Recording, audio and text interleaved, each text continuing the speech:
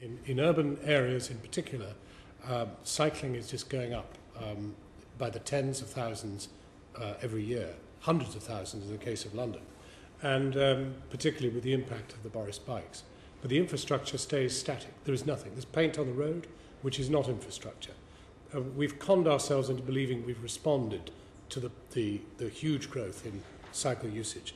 I mean, it's rather needless for me to say that cycling is good for the economy, cycling is good for the environment, cycling is good for individual health, all of which save the Exchequer money. And yet the Exchequer will not spend money. CTC, of which I'm president, has put up a plan which really talks of putting in perhaps 300 million a year for infrastructure, diminutive sum of money, even in an age of austerity. The fact is there is no leadership from the state at all on cycling. But this is about provision to make cycling safer. And I don't think training, although training can be an ingredient, it's physical infrastructure, it is political commitment, it is legislative power that will change the position of the state. And I'm a driver myself. I mean, you get behind the wheel and somehow you are superior to anybody else in the road because you're in a tank, you're in a metal box of power. And it is very difficult psychologically to recognise there's only one of you and there's one of them on a bike.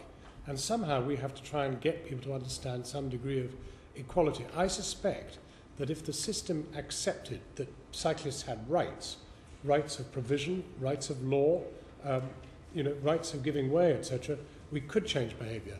But very recently there's been an urban road built in King's Cross to deal with the new King's Cross development.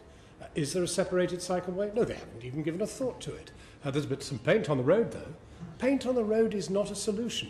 How dare they put paint on a road when they had all those millions to spend on a road system coming through King's Cross?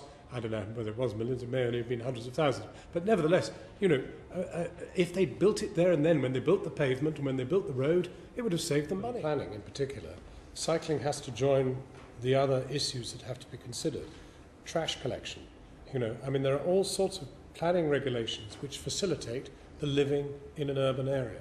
And I'm afraid I do think compulsion, legal compulsion, to make provision for cycles is absolutely essential.